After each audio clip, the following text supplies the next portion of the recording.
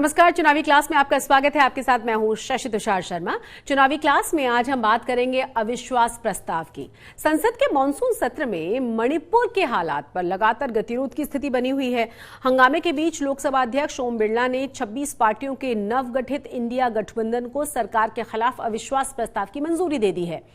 लोकसभा की business advisory committee यानी कि बीएससी की बैठक में यह तय किया गया है कि सरकार के खिलाफ अविश्वास प्रस्ताव पर 8, 9 और 10 अगस्त को चर्चा होगी। चर्चा के अंत में प्रधानमंत्री नरेंद्र मोदी मणिपुर के मसले पर विपक्ष के सवालों का जवाब देंगे।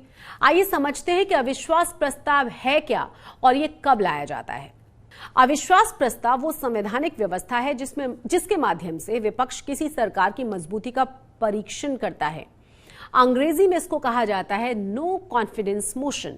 नियमों के अनुसार अविश्वास प्रस्ताव लोकसभा से ही लाया जा सकता है और राज्यसभा से नहीं लाया जा सकता। अविश्वास प्रस्ताव तब लाया जाता है जब किसी दल या विपक्ष को लगता है कि सरकार सदन का विश्वास या बहुमत खो चुकी है। इसको लाए जाने की एक तय प्रक्रिया है। इसके लिए विपक्षी दल या गठबंधन को इसकी लिखित सूचना लोकसभा अध्यक्ष को देनी होती है। साथ ही प्रस्ताव पेश करने वाले सांसद को कम से कम 50 सांसदों के समर्थन की दरकार होती है। प्रस्ताव में स्वीकार होने के बाद लोकसभा अध्यक्ष इस पर विचार कर स्वीकृति देते हैं। उनकी मंजूरी के 10 दिनों के भीतर इस पर चर्चा कराना जरूरी होता है। मंजूरी मिलने पर सत्ताधारी पार्टी या गठबंधन को यह साबित करना होता है कि उसे सदन में जरूरी समर्थन हासिल है। सदन में इस पर मतदान से पहले पार्टियां अपने सांसदों को व्हिप जारी कर देती हैं। पार्टी लाइन से अलग मतदान करने वाले सांसदों को अयोग्य मान लिया जाता है। अविश्वास प्रस्ताव में वोटिंग के दौरान सदन में मौजूद सदस्यों के आधे से एक भी ज्यादा सदस्य ने सरकार के खिलाफ अगर वोट डाल दिया तो सरकार गिर जाती है। पिछले 9 साल में दूसरा मौका होगा जब मोदी सरकार अविश्वास प्रस्ताव का सामना करेगी।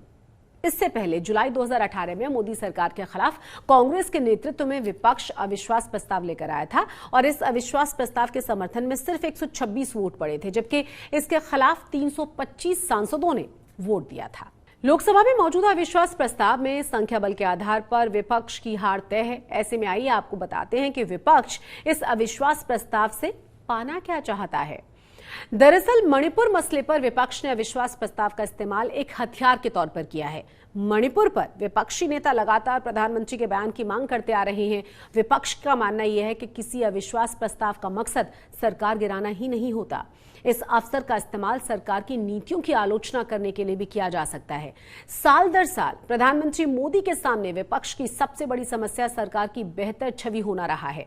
जनता के बीच प्रधानमंत्री मोदी की नायक इमेज का विपक्ष को चुनावी नुकसान होता आया है और शायद इसीलिए हाल ही में आम आदमी पार्टी ने प्रधानमंत्री मोदी की छवि पर प्रहार करते हुए उन्हें अनपढ़ बताने की शुरुआत की थी।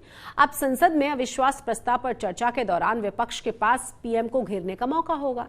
चर्चा के दौरान विपक्ष के सांसद सवाल पूछेंगे कि पिछले 3 महीने से मणिपुर हिंसा पर लगाम क्यों नहीं लगाई जा सकी, प्रधानमंत्री ने इस दौरान क्या किया। अविश्वास प्रस्ताव की परिपाटी है कि उसके अंत में प्रधानमंत्री जवाब देते हैं। इसीलिए अविश्वास प्रस्ताव के जरिए विपक्ष ये सुनिश्चित कर पाएगा कि प्रधानमंत्री मणिपुर पर जवाब दें। विपक्ष का मानना है कि अविश्वास प्रस्ताव जैसे बड़े मौकों की गूंज पूरे देश में जाएगी। चुनावी क्लास में आप देश के चुनावों, राजनीतिक पार्टियों, संसदीय परिपाटियों और शासन प्रणालियों से जुड़ी ऐसी रोचक और ज्ञानवर्धक जानकारी हासिल कर सकते हैं। चुनाव से जुड़ी हुई तमाम खबरों के लिए आप देखते रहिए चुनाव आज तक। वीडियो अगर पसंद आया हो तो लाइक जरूर करें, साथ ही साथ हमारा चैनल सब्सक्राइब करना बिल्कुल न भूलें। मुझे दीजिए इजाजत। नमस्कार।